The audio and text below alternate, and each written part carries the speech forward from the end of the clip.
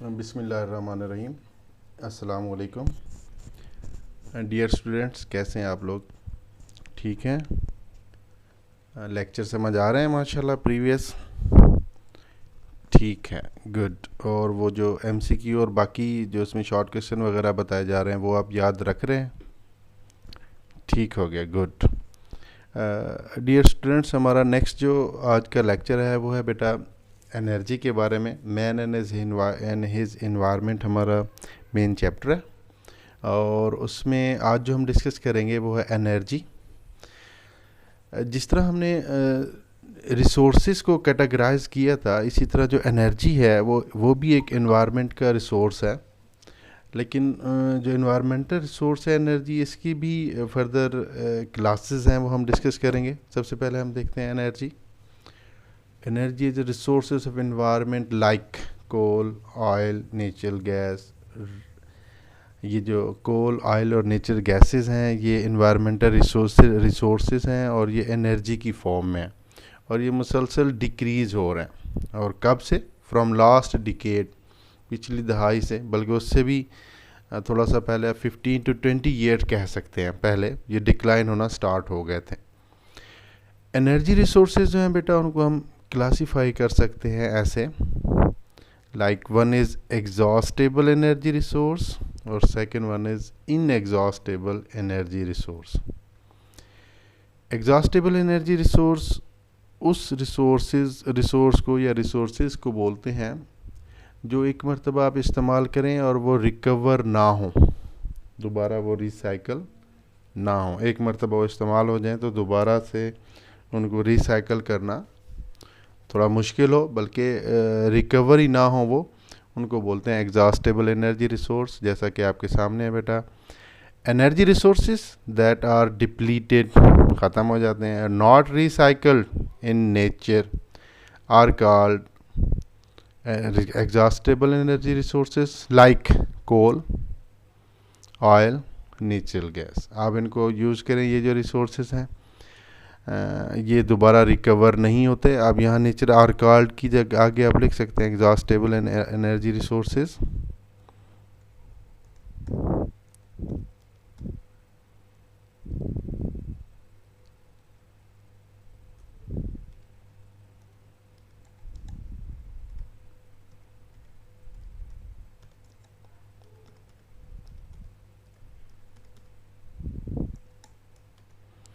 ठीक हो गया बेटा।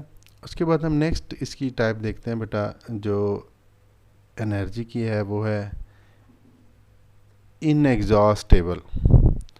ये जो इनएग्जॉस्टेबल एनर्जी रिसोर्सेज हैं वो हैं energy resource that are never depleted and recycled in nature, are called inexhaustible energy resources like solar energy, falling water energy, wind power energy, waves, tides, geothermal energy and biomass. ये energy के वो वाले resource हैं बेटा जो universe में recycle होते रहते हैं, इनकी रिसाइकलिंग है, ये रिसोर्स कभी ख़त्म नहीं होते। जैसा कि फॉलिंग वाटर है, सोलर एनर्जी है, और जितने भी यूनिवर्स में रिसोर्सेज हैं, जितनी भी फॉर्म है एनर्जी की, वो सब की सब फॉर्म जो है उनके पीछे जो उनकी ड्राइविंग फोर्स है वो सोलर एनर्जी है, सनलाइट। ये हम पहले लेक्चर में एमसीक्यू डिस्कस कर चुके हैं। Driving force behind the all energy resources is sun. Falling water है, विंड पावर है, ये भी कभी ख़त्म नहीं होती, वेव्स हैं, टाइड्स, जियोथर्मल अंडरग्राउंड जो हीट की फॉर्म में एनर्जी है वो वाली, और बायोमास जो लिविंग मास का जो है कैटेगराइज हैं, ये सारी इनएग्जॉस्टेबल एनर्जी रिसोर्सेज हैं। अब हम नेक्स्ट देखते हैं बेटा थोड़ी सी detail. Exhaustible energy resources, the resources provide us energy on during their combustion and cannot recycle in universe। उनकी बर्निंग से हमें एनर्जी मिलती है और वो यूनिवर्स में रिकवर नहीं हो सकते। इन रिसोर्सेज को बोलते हैं बेटा एग्जॉस्टेबल। और हमारे पास एग्जॉस्टेबल एनर्जी रिसोर्सेज की बहुत बड़ी एग्जांपल जो है बेटा वो फॉसिल फ्यूल्स हैं। अब हम देखते हैं कि जो फॉसिल फ्यूल जो हैं वो हमें किस तरह एनर्जी प्रोवाइड करते हैं और उनकी रिसाइकलिंग किस तरह पॉसिबल नहीं है। फॉसिल फ्यूल में देखें कोल, ऑयल, गैस, ये जो तीन डिफरेंट चीज़ें हैं, ये फॉसिल फ्यूल की कैटेगरी हैं बेटा। ये एग्जॉस्टेबल हैं, और जैसा कि कोल है, ऑयल है या गैस, हम इसको यूज़ करते हैं, ये बर्न हो जाता है, कंबशन हो जाती है इसकी, ये दोबारा रिकवर नहीं होती। एक मरतबा इस्तेमाल हुई तो उसके बाद ओवर, ख़त्म। समझ आ रही है बेटा? Okay, good. नेक्स्ट देखिए बेटा, fossil fuel are remains of the plant and animals. ये आप डेफिनेशन में भी मेंशन कर सकते हैं कि फॉसिल फ्यूल्स हैं क्या। तो फॉसिल फ्यूल्स क्या है? Remains of plant and animal which become buried due to environmental hazard. किसी भी इन्वायरमेंटल फैक्टर की वजह से ये सारे के सारे बरीड हो गए, और इनकी जो शेप है, इनकी जो फिज़िकल कंडीशन है, वो चेंज हो गई into fossilized in deeper layer of earth and sea. Sedimentation एक प्रोसेस बेटा आप लोगों ने सुना होगा कि जी जो डिफरेंट स्टोन या बाकी चीज़ें जो डेवलप होती हैं वो लेयर की फॉर्म में, एक लेयर सेटल डाउन होती है, फिर दूसरी, फिर तीसरी, इस तरह लेयर जब सेटल डाउन होती हैं किसी भी जगह तो फिर एक बड़ा मैस सा बन जाता है, वो माउंटेन रेंज बन जाती है।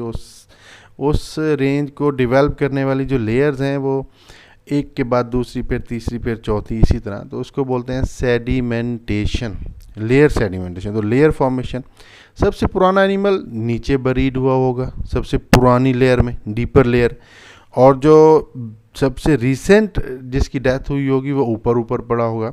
तो वो जो एनिमल जैसे बरीड हो जाते हैं तो वो मॉडिफाई हो जाते हैं, उनकी जो फिज़िकल कंडीशन है वो ख़ास टाइम पीरियड के बाद उसकी केमिकल कंपोजिशन चेंज हो जाती है और वो फॉसिलाइज्ड हो जाती है। उसके बाद देखिए बेटा, fossil fuel fossil fuels including coal, oil, gas are completing our 95% of daily energy demand। ये बहुत अहम MCQ है और ये काफ़ी मरतबा रिपीट हो चुका है। आप इसको अच्छी तरह याद रखेंगे कि ये हमारी जो डेली लाइफ की एनर्जी डिमांड है वो कितने % फॉसिल फ्यूल जो है ना वो उसको कवर करते हैं। तो वो है बेटा हमारे पास 95। नेक्स्ट हम देखते हैं फॉसिल फ्यूल की जो इम्पोर्टेंस है या उसकी जो हम डिस्कस कर रहे हैं उनके पॉइंट्स। उसमें fossil fuel are in limited और fixed quantity and will exhaust sooner और लेटर। लिमिटेड और फिक्स क्वांटिटी में है फॉसिल फ्यूल, और अनकरीब वो या तो ख़त्म हो जाएंगे या थोड़े अरसे के बाद ख़त्म होंगे, जिस तरह हम उनको एक्सटेंसिवली यूज़ कर रहे हैं। थोड़ा सा लिटरेरी है ये चैप्टर, बोरिंग है, मैं कोशिश कर रहा हूँ कि इसको ज़रा इजी जो है ना वो कर लूँ, और इसमें कोई प्रॉब्लम भी नहीं है इंशाल्लाह होगी आपको। नेक्स्ट देखते हैं बेटा, due to above factor the fossil fuel must be used in proper ways. उनको प्रॉपर वे में इस्तेमाल करें, उनका एक्सटेंसिव यूज़ ना करें, कम से कम जो है वो जो है ट्रांसपोर्ट यूज़ करें, पब्लिक ट्रांसपोर्ट ज़्यादा यूज़ करें, सेल्फ जो ट्रांसपोर्ट है उसको मिनिमाइज़ करें। तो इस तरह हमारे जो फॉसिल फ्यूल्स हैं उनकी यूटिलाइजेशन जो है वो कम हो जाएगी और वो ज़्यादा देर तक हमारे पास रहेंगे। अब हम देखते हैं बेटा नेक्स्ट, समझ आ रही है, आवाज़ भी क्लियर है? Okay, good. अब हम देखते हैं बेटा कि जी ये जो कन्वर्शन है प्लांट और एनिमल्स की इनटू फॉसिल फ्यूल वो कैसे होती है, वो हम देख रहे हैं। ये आपके पास सामने बेटा एक समरी सी है, डेड प्लांट है, वो कन्वर्ट हो रहे हैं पीट में। पीट क्या है? Partially decomposed plant matter. Fully decompose नहीं हुआ, अभी पार्शली डीकम्पोज्ड हुआ है। फिर उसके बाद है बेटा लिग्नाइट। ये कन्वर्शन है, कोल से पहले जो स्टेज है, जो इंटरमीडिएट स्टेज भी कह सकते हैं या सॉफ्ट कोल भी कह सकते हैं, सॉफ्ट ब्राउन ब्लैक कोल, अभी ये कन्वर्ट होगा फाइनलाइज इनटू कोल, फिर ये कोल में कन्वर्ट हो जाएगा। फिर उसके बाद कोल से आगे दो बेसिक चीज़ें जो है ना वो फॉर्म होती हैं, एक तो बनने के बाद कार्बन डाइऑक्साइड गैस, दूसरा ऐश डेवलप होती है दूसरे नंबर पे, ऐश के साथ साथ स्मोक। ये कोल की प्रोडक्ट है। एग्जामिनर आपसे MCQ में भी पूछ सकता है कि जी जो प्रोडक्ट हैं कोल की वो कौन कौन सी हैं, carbon dioxide, ash and smoke है, या कोल किस से डेवलप होता है? लिग्नाइट से। लिग्नाइट किस से? पीट से। ये तमाम जो हैं स्टेप वो आपसे एमसीक्यू में पूछ सकता है। ये नीचे आप लोगों की आसानी की खातिर पीट के बारे में लिखा हुआ है बेटा, ये पार्शली डिकम्पोज्ड मैटर है, और साथ में लिग्नाइट लिखा हुआ है, सॉफ्ट ब्राउन है मटेरियल। उसके बाद बेटा फिर उसके बाद हम देखते हैं बेटा, ये हो गया हमारे पास एग्जॉस्टेबल एनर्जी रिसोर्स की जो सबसे बड़ी फॉर्म थी फॉसिल फ्यूल, वो उसको हमने डिस्कस कर लिया। नेक्स्ट हम देख रहे हैं इनएग्जॉस्टेबल एनर्जी रिसोर्सेज, वो वाले रिसोर्सेज जो ख़त्म नहीं होते और वो रिसाइकलिंग उनकी होती रहती है यूनिवर्स में, और ऐसे समझें कि जी हमें उनकी सप्लाई जो है वो मुसलसल मिल रही है। उनमें पहला जो है बेटा इनएग्जॉस्टेबल एनर्जी रिसोर्स, डेफिनेशन हम पहले कर चुके हैं कि जी ऐसे रिसोर्स जो कभी डिप्लीट नहीं होते और रिसाइकल होते रहते हैं यूनिवर्स में। उनका जो पहला बेटा उनकी टाइप है इनएग्जॉस्टेबल एनर्जी रिसोर्स, वो है hydro electric power. Hydro electric power actually क्या है?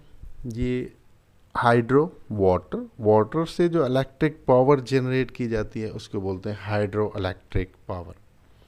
कैसे जनरेट की जाती है? फॉलिंग वाटर को, वो जो पानी है उसको डैम की सूरत में स्टोर कराया जाता है, फिर उस जो पानी की जो वाटर की जो पोटेंशियल एनर्जी है उसको स्टोर करके उसकी पोटेंशियल एनर्जी को कन्वर्ट किया जाता है काइनेटिक एनर्जी में। जैसे ही पानी को फॉल ऑफ कराया जाता है तो उसकी बेस में, जहाँ से ये फॉल हो रहा होता है उसकी बेस में नीचे बड़े बड़े टरबाइन लगे हुए हैं और उनके फ़ैन हैं, विंग्स हैं। उन विंग्स के ऊपर पानी गिरता है और वो टरबाइन जो है वो रोटेट करते हैं। उन टरबाइन के साथ शाफ्ट के ज़रिए जनरेटर्स कनेक्ट होते हैं और ये जनरेटर फिर इलेक्ट्रिसिटी प्रोड्यूस करते हैं, और ऐसी इलेक्ट्रिसिटी जो फॉलिंग वाटर की वजह से जनरेट हो रही है उसको बोलते हैं हाइड्रो इलेक्ट्रिक पावर। अब हम देखते हैं कि हाइड्रो इलेक्ट्रिक पावर किस तरह non renew inexhaustible energy resource है। तो उसका सबसे बड़ा रिसोर्स इसका रेन है, मुसलसल हो रही है। जैसे ही इन्वायरमेंटल कंडीशन चेंज होती हैं, रेन स्टार्ट हो जाती है और वाटर दोबारा रिसाइकल हो जाता है। रिन्यूएबल एनर्जी रिसोर्स, और इन सब एनर्जी रिसोर्स के पीछे जो मेजर फोर्स है वो है सन। ये आप इसको याद रखेंगे बेटा, समझ आ रही है? Okay good. थर्ड है बेटा हाइड्रो इलेक्ट्रिक पावर में कि रेन वाटर जो है fall in mountain has large amount of the potential energy. ये पहले वाली बात जो मैंने की कि जी पोटेंशियल एनर्जी जो उसकी पोजीशन की वजह से है, उसके होल्डिंग की वजह से है, उसको शिफ्ट किया जाता है काइनेटिक एनर्जी में उसकी स्पीड की वजह से। तो अब ये फिज़िक्स में अच्छी तरह पढ़ चुके हैं, जो स्टैटिक वजह से जो एनर्जी है वो पोटेंशियल है, और जो रनिंग की वजह से या मूवमेंट की वजह से एनर्जी हो उसको बोलते हैं बेटा काइनेटिक एनर्जी। अब ये आपके सामने कुछ और पॉइंट है फॉलिंग वाटर के। As the rain fall it gain speed, its potential energy change into kinetic energy. This kinetic energy falling water in of the falling water is used to turn the turbine fixed at the base of the dam। Dam की base में जो fix turbine है उनके wings के ऊपर ये पानी गिरता है और उसको रोटेट करता है, और वो विंग्स जो हैं वो शाफ्ट के ज़रिए लिंक होते हैं जनरेटर के साथ, और फिर जनरेटर्स की जो शाफ्ट है वो रोटेट करती है और इलेक्ट्रिसिटी प्रोड्यूस होती है। बेनिफिट्स देखें बेटा इसके हाइड्रो इलेक्ट्रिक पावर के। चीपेस्ट सोर्स ऑफ एनर्जी, ये बहुत अहम एमसीक्यू है। It is the cheapest source of energy, energy का सस्ता तरीन सोर्स जो है वो यही है। ये एमसीक्यू रिपीट हो चुका है। It is not polluted source of energy production, इसमें पॉल्यूशन भी बहुत कम है। It keeps the environment safe, इससे एनवायरनमेंट को भी कोई डेंजर नहीं है। सिंपल सा प्रोसेस है, इसके कोई साइड इफ़ेक्ट नहीं है कोई भी। जैसे बाकी प्रोसेस में हीट प्रोड्यूस एनर्जी प्रोड्यूस की जाती है तो उसमें हीट जनरेशन होती है और बहुत सारे साइड इफ़ेक्ट हैं। अभी नेक्स्ट देखें बेटा, हमारे पास जो नेक्स्ट रिन्यूएबल एनर्जी रिसोर्स है वो है tidal power. Tidal power actually क्या है? टाइड्स की जो पावर है, वो जो टाइड्स हैं, वो जो आप सेम वही हैं बेटा जो आप फिज़िक्स में पढ़ चुके हैं, वो जो अप्स एंड डाउन्स, वो क्रस्ट एंड ट्रफ जो बनते हैं, ये पानी के अंदर वही जो अप डाउन ऐसे मूवमेंट होती है पानी की, उसको टाइड्स बोलते हैं। और ये टाइड्स के पीछे एक स्पेसिफिक फोर्स है कुछ, जिसमें specifically gravitational pull of moon and sun on water in the sea and the ocean, वो ग्रेविटेशनल फोर्स की वजह से पानी ऊपर आता है, मेन रिजर्व से बाहर आ जाता है, बाहर काफ़ी सारा, और वो जो ओशन और सी से पानी जो बाहर आता है उसको एक टेम्परेरी बैरियर के ज़रिए रोका जाता है, उसको होल्ड अप किया जाता है, सिंपली आप कह लें डैम बना लिया जाता है। अब क्योंकि वो टाइड्स की वजह से पानी जो है ना वो सी से या ओशन से बाहर आया, और वो जो टाइड्स हैं उनकी वजह से ही आगे टाइड्स के पानी को होल्ड करने के लिए आगे बैरियर बनाया गया, तो उसको बोलते हैं टाइडल बैरेज। जो टाइडल बैराज है बेटा, उसमें पानी होल्ड अप कर दिया जाता है, अगेन स्टैंडिंग वाटर है, सेम प्रोसेस रिपीट होगा जैसा कि हाइड्रोइलेक्ट्रिक पावर में है। इस पानी की काइनेटिक एनर्जी, पोटेंशियल एनर्जी को काइनेटिक एनर्जी में कन्वर्ट किया जाएगा, फिर उस काइनेटिक एनर्जी से टरबाइन, फिर जनरेटर, फिर इलेक्ट्रिसिटी। जस्ट यहाँ डिफरेंस बेटा ये है टाइडल पावर में और हाइड्रोइलेक्ट्रिक पावर में कि वहाँ पानी रोटेटरी कंडीशन में पोटेंशियल, अपने पोटेंशियल एनर्जी की वजह से काइनेटिक एनर्जी में उसकी पोटेंशियल एनर्जी को काइनेटिक एनर्जी में स्विच कराया जाता है।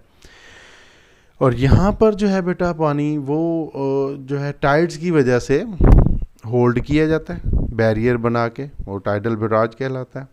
उसकी वजह से पानी को होल्ड करके अगेन ये पानी जो है ना उसको फॉल ऑफ करा के, तो टरबाइन को रन करा के फिर जनरेटर से इलेक्ट्रिसिटी प्रोड्यूस की जाती है, जिसकी वजह से इसको टाइडल पावर बोलते हैं।